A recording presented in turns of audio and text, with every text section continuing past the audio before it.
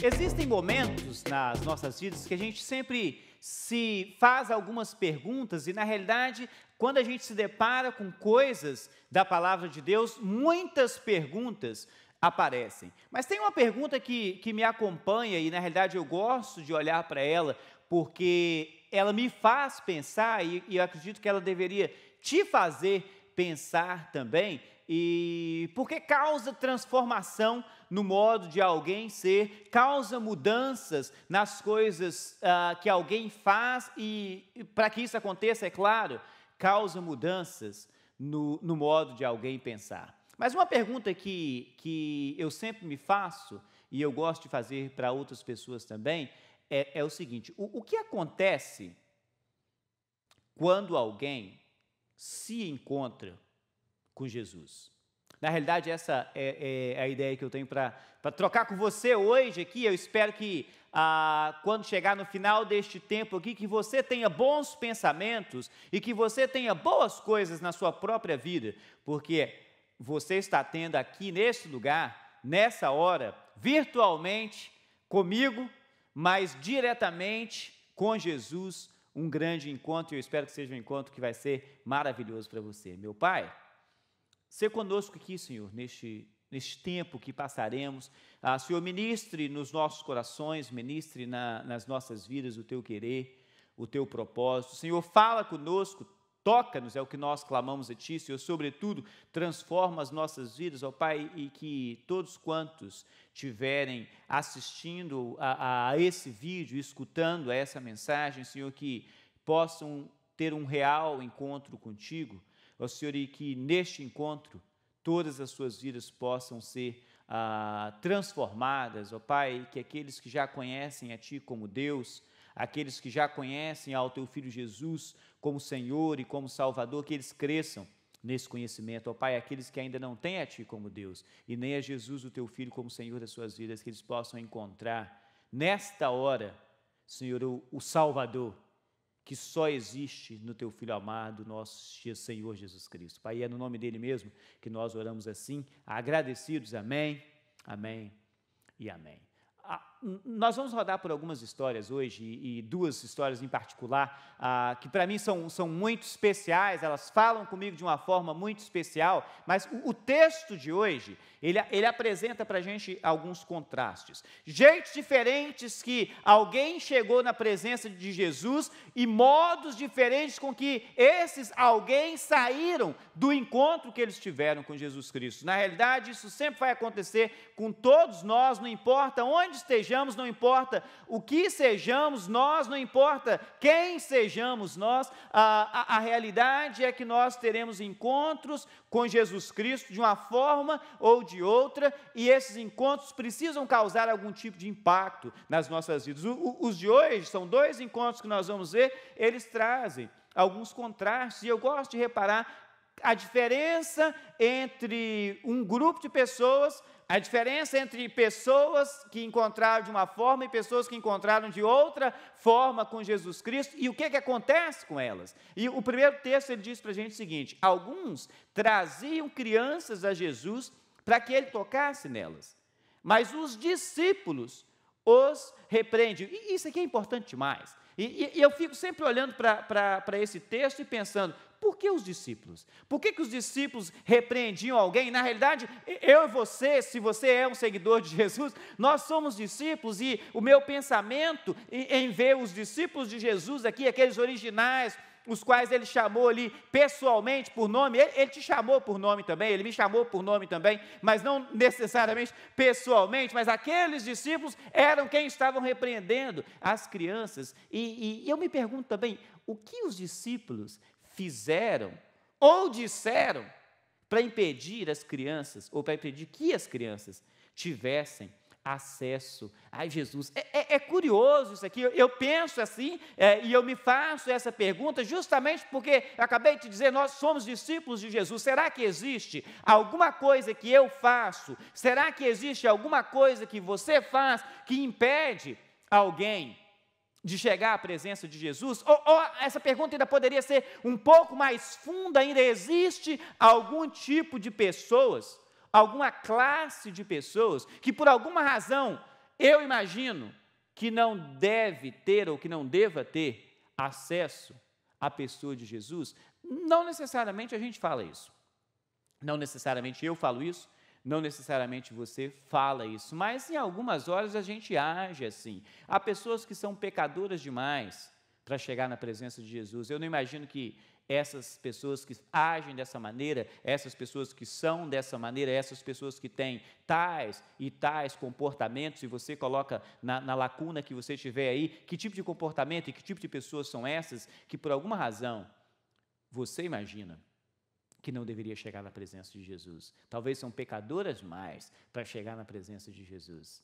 A realidade é que, não sei, seja lá o que foi que esses discípulos disseram, ou seja lá o que foi que eles fizeram, a gente não tem muita informação de como foi que eles impediram as crianças de chegarem à presença de Jesus, mas, de uma forma ou de outra, essas crianças estavam sendo desconsideradas, elas foram desvalorizadas, elas foram menosprezadas pelas pessoas que estavam ali naquele lugar, de uma forma muito especial, pela narrativa que a gente tem do nosso texto, pelos discípulos de Jesus.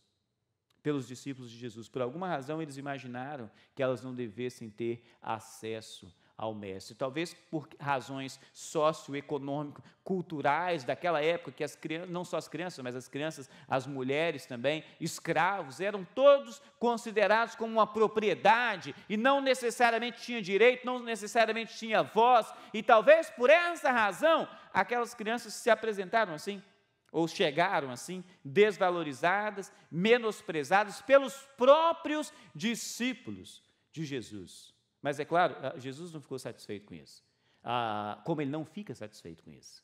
Jesus não ficou naquela ocasião e ele não fica hoje, porque todas as pessoas têm direito e todas as pessoas têm oportunidades de ter um encontro com Jesus. Isso é bonito, porque na realidade o que eu quero é que quando a gente fechar o nosso tempo aqui, daqui a uns poucos minutos, que você possa estar certo de que você está tendo um encontro com Jesus, de que você já teve um encontro com Jesus, de que esse momento agora, aqui, é um encontro com Jesus. E o texto continua dizendo assim, que quando Jesus viu isso, ele ficou indignado.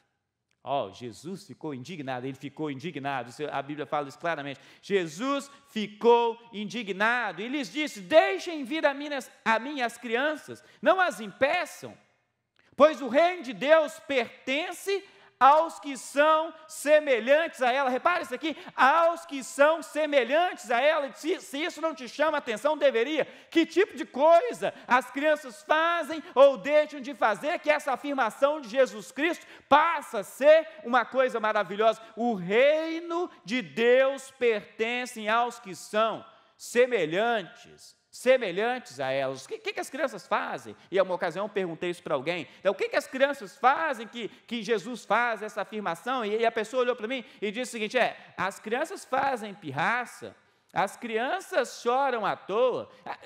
Não necessariamente esse é o tipo de comportamento que Jesus está falando aqui, embora eu conheço muitos adultos que façam pirraça também, e que choram à toa também. E, na realidade, então não é esse o comportamento que criança tem, que é o que Jesus está dizendo, você tem que ser semelhante a ele. Ele acrescenta, digo a verdade, quem não receber o reino de Deus como uma criança, de novo a mesma ideia, quem não receber o reino de Deus como uma criança, nunca entrará nele.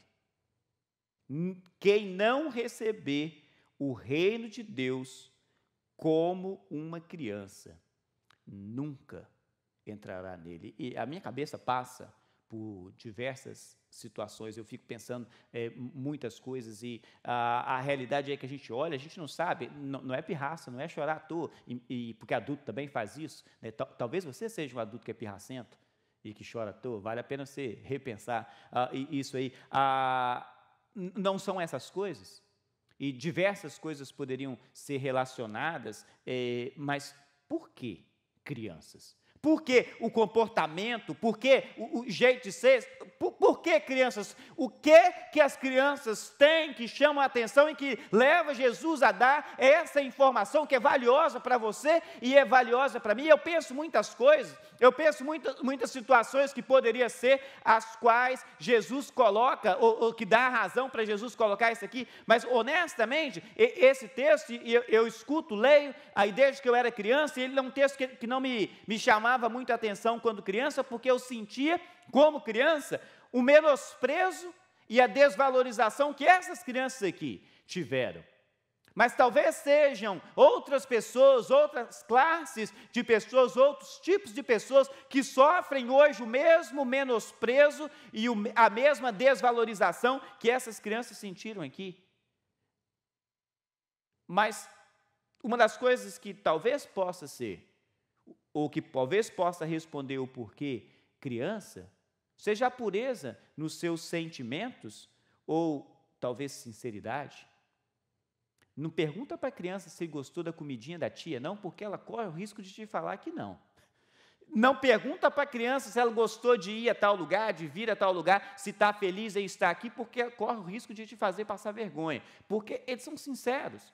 Não necessariamente tem filtro, então quer dizer que para entrar no reino de Deus, você tem que cortar todos os seus filtros. Não, você precisa ser sábio, mas ao mesmo tempo que você precisa ser sincero. Ao mesmo tempo que você precisa ser sincero, a sua palavra precisa ser uma palavra não mentirosa. A sua palavra precisa ser uma palavra que representa de fato quem você é, mas talvez não só sinceridade, ou talvez não simplesmente sinceridade, mas talvez também a confiança integral que as crianças dão aos seus pais. Eu acho isso interessante, eu tenho 2 crianças e essa segunda coisa aqui, a primeira talvez a gente não fica nem tão satisfeito, porque de vez em quando eles fazem a gente não só passar vergonha, mas como nos coloca em situações difíceis, mas a segunda, ela nos chama ainda muito mais a atenção, porque os meus filhos apresentam uma confiança integral em mim. O que eu falo com eles, o que eu faço para eles, eles confiam em mim como pai, eles confiam na mãe deles, eles não vão confiar em outras pessoas, tanto quanto eles confiam em mim, e de repente Jesus fala, se você não agir como uma criança, você não pode entrar no reino de Deus, você não pode nem ver o reino de Deus. E eu fico pensando na confiança integral que Jesus espera que eu e você tenhamos nele, e tenhamos no Pai. Você tem confiança integral em Jesus? Você apresenta uma confiança integral no Pai? O texto acrescenta, em seguida, Jesus tomou as crianças nos braços, impôs-lhes as mãos e as abençoou. Eu acho isso muito bonito. Tomou nos braços e as abençoou. Uma classe de pessoas que, totalmente desconsideradas, em um determinado momento, agora há pouco, chegaram desvalorizadas, mas saíram abençoadas e tocadas por Jesus. Talvez esse seja você, que está agora, nesse momento, sendo desvalorizado ou desvalorizada, mas eu posso te dizer com certeza, você está tendo agora um encontro com Jesus e você pode escolher como que você vai sair. Se você vai sair da mesma maneira como você chegou, se você vai sair abençoado e tocado por Jesus. Aquelas crianças saíram dali abençoadas e tocadas por Jesus. Isso é muito importante, aliás, isso me leva a um pensamento que deveria ser um pensamento que você também tem, que deveria te fazer jogar as mãos para cima, saltitar de alegria e dizer, essa é uma coisa maravilhosa. Eu vou te dizer, é algo que você precisa fazer sempre, insista em ver o Mestre. Não pare no encontro com os discípulos, pois eles podem decepcionar. O Mestre jamais decepciona. Insista em ver o Mestre, não pare no encontro com os discípulos, pois eles podem decepcionar. O Mestre jamais decepciona. Repete comigo aí onde você estiver, no seu carro, na sua casa, o mestre jamais decepciona. O mestre jamais decepciona. Não sei se eu já falei isso, mas deixa eu falar se eu não falei ainda. O mestre jamais decepciona. O Senhor está sempre ali. Discípulos vão decepcionar. Se você é alguém que por alguma razão nessa hora você está entristecido, você está com dificuldades na sua caminhada com Jesus, você está decepcionado, ou você está decepcionado, eu vou te falar, sem uma sombra de dúvida, sem um medo sequer de estar errado. Você está decepcionado é com discípulos. Você está decepcionado comigo, que talvez seja o pastor da sua igreja. Você está decepcionado com as pessoas que vão onde você vai e chama aquele lugar de minha igreja. Você está decepcionado ou decepcionada com os seus líderes. Você está decepcionado com os seus irmãos. Você está decepcionado com discípulos, porque o mestre jamais decepciona. O mestre jamais decepciona. Aquelas crianças poderiam ter saído dali decepcionadas. Talvez elas iriam até dizer que estavam decepcionadas com Jesus, mas não era Jesus quem estava as impedindo, eram discípulos, eram os discípulos. Infelizmente, isso continua acontecendo até os dias de hoje. Discípulos, talvez eu, continua decepcionando pessoas e as impedindo de chegar na presença do Mestre. A minha oração pessoal é, Senhor, que jamais eu seja um empecilho para que outras pessoas consigam chegar, independente da classe de pessoas, consigam chegar à presença de Jesus. Contrastes. Chega desvalorizado, chega menosprezado, mas sai abençoado, porque não ficou parado no encontro que teve com os discípulos e caminhou em direção ao Mestre. Mas se isso era um contraste, a próxima história apresenta um contraste ainda maior, e o texto continua dizendo assim: quando Jesus ia saindo, um homem correu em sua direção. Presta atenção nisso. Um homem correu em sua direção e pôs-se de joelhos diante dele e lhe perguntou: bom mestre, que farei para herdar a vida eterna? Correu em direção a Jesus, de joelhos na presença de Jesus, e o chama de bom mestre. Talvez nessa hora eu vou te dizer, esse rapaz não é assim, tão bom quanto ele parece ser nesse verso que a gente está lendo. É um spoiler, estou te dando uma dica. Daqui a pouco a gente vai ver isso aqui no texto. Ele não é tão bom quanto ele parece ser. Mas agora eu olho para esse texto, agora eu olho para essa atitude e eu penso: uau, esse rapaz era bom. Aquelas crianças, os discípulos impediram, mas aqui ninguém impede. Ele chega correndo na presença de Jesus, ele se dobra de joelho na presença de Jesus, ele chama de bom mestre, ele parece até que era uma boa coisa.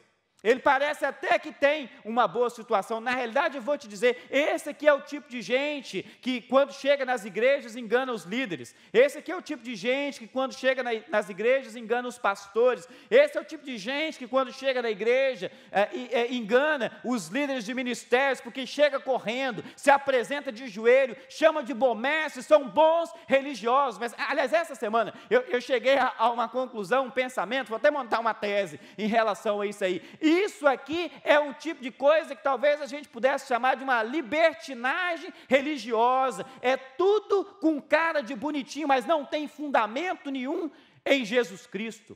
São todas coisas à base de emoção e não tem fundamento no que a palavra de Deus diz. Parece até que é coisa boa, mas não tem nada de bom nisso aqui. Aliás, esse é o tipo de coisa, é o tipo de situação que o apóstolo Paulo é quem dá um recado para a gente em relação às coisas semelhantes a essas aqui. O apóstolo Paulo diz: cuidado com esses que têm, e eu acho bonita a frase que ele fala, aparência de piedade. Aquele rapaz, o que ele apresenta é exatamente isso aqui, uma aparência de piedade. Ele não tem nada disso. E a gente vai saber, e agora o texto continua dizendo o seguinte, que Jesus respondeu-lhe: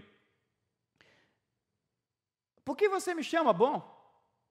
Ninguém é bom a não ser um, que é Deus. Jesus já está sabendo o que está no coração dele. Ninguém é bom a não ser um, que é Deus. E Jesus continua dizendo para ele: você conhece os mandamentos: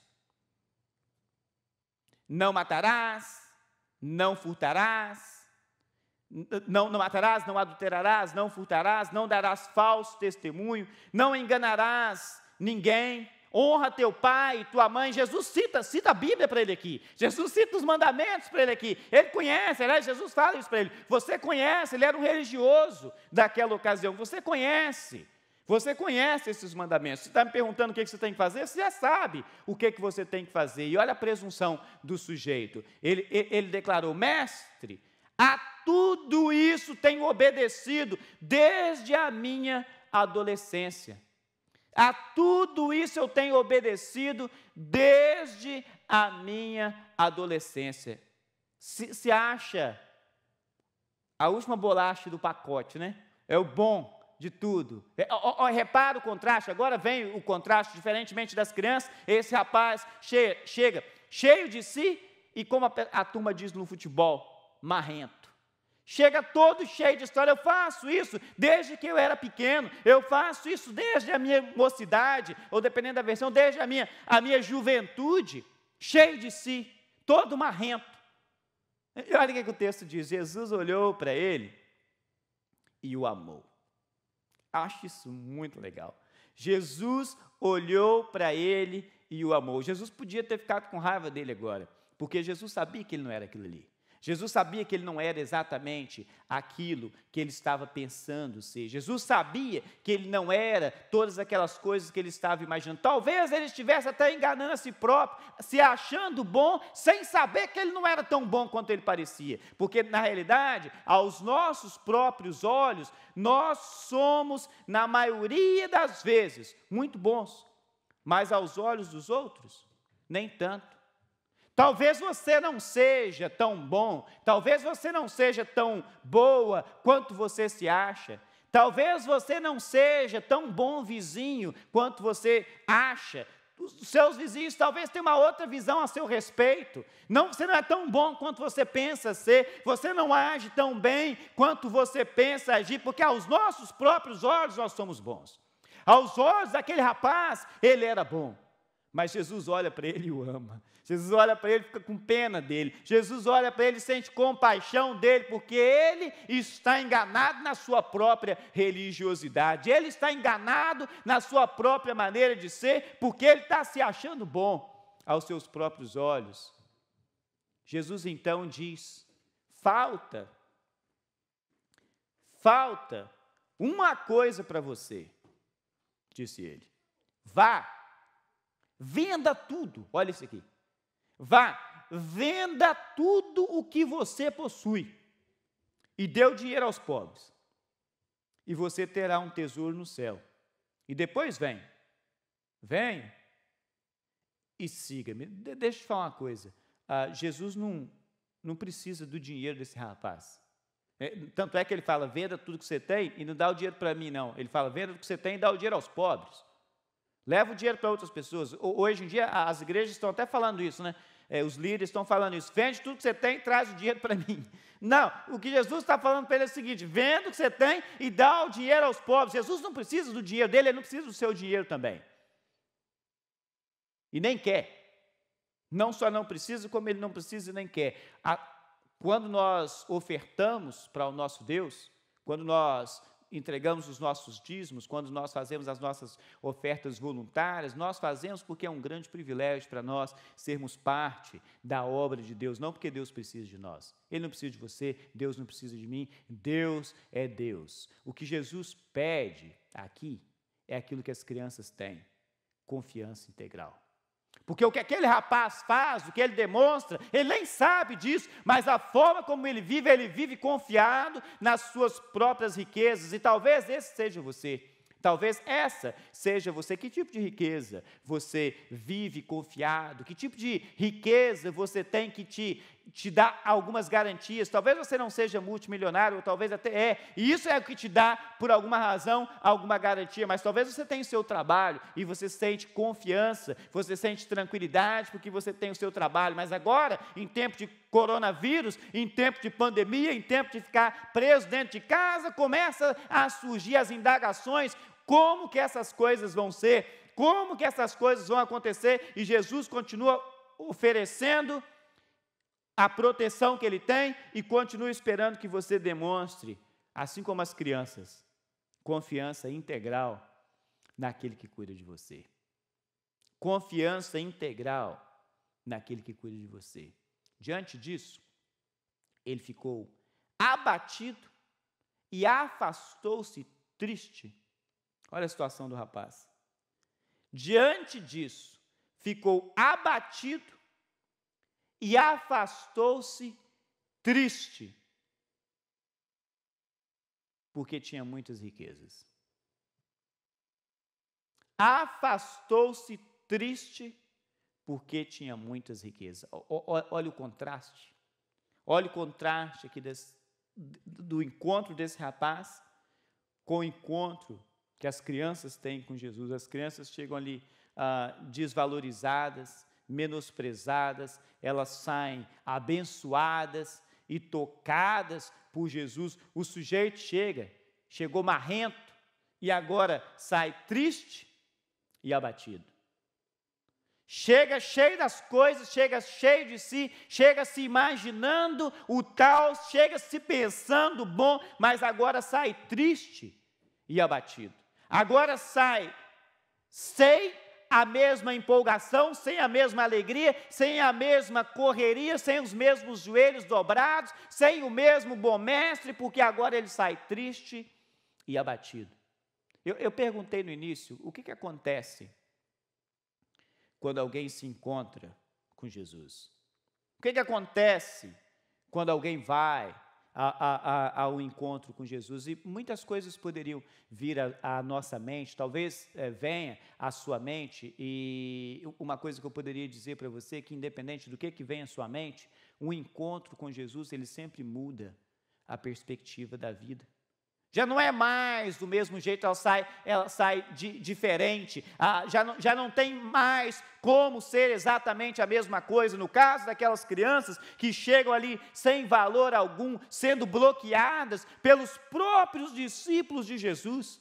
Eu imagino o carão que os discípulos agora ficam, e depois de Jesus as abraçar, depois de Jesus as abençoar, as despedir, a falar: ei, tem que ser igual a elas. Você quer entrar no reino do céu, você quer ver o reino do céu, você quer ver o reino de Deus, tem que ser igual a elas, tem que ser semelhante a elas, porque muda a perspectiva de vida. Mas de repente, alguém que chega cheio de si, alguém que ninguém impede de chegar diretamente à presença do mestre, sai totalmente diferente, triste, abatido. A perspectiva de vida mudou. Se ele se achava bom, agora ele sabe que ele não é tão bom assim mais. Mas aquelas crianças, se elas se achavam ruins, agora elas sabem que elas são abençoadas por Deus. Só tem duas formas de sair de um encontro com Jesus: ou é abençoado ou é triste.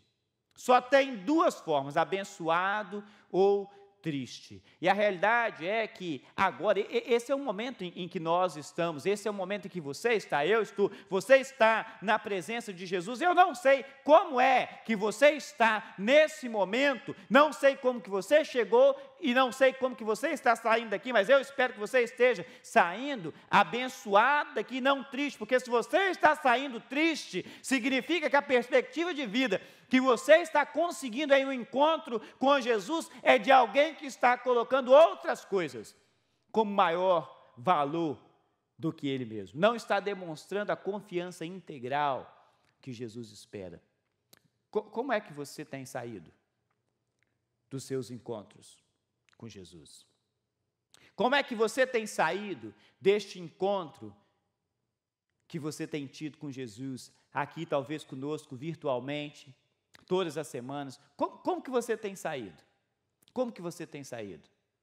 Talvez se você tem sido edificado, transformado, ou edificada, transformada, e Deus tem falado na sua vida, você está se transformando em uma pessoa mais alegre. Mas se você sai do mesmo jeito, vou te dizer uma coisa: você não está encontrando com Jesus. E uma coisa que eu tenho certeza é de que Ele está aqui. Uma coisa que eu tenho certeza é de que Jesus está falando com você agora, onde você esteja. Jesus está falando com você agora. Como você tem saído dos seus encontros com Jesus? Como você tem saído dos momentos em que você chega à presença de Jesus? Eu espero que hoje tenha sido um encontro em que você tenha saído alegre, porque alegre é a forma como Jesus quer e a forma como Ele tem para todos aqueles que encontram com Ele e que demonstram confiança total, integral na pessoa dele. O encontro com Jesus é um encontro que sempre pode te fazer uma pessoa melhor. O encontro com Jesus é um encontro que sempre pode fazer de você mais parecido com o seu mestre. E é assim que eu espero que você esteja saindo daqui hoje, depois desse nosso bate-papo.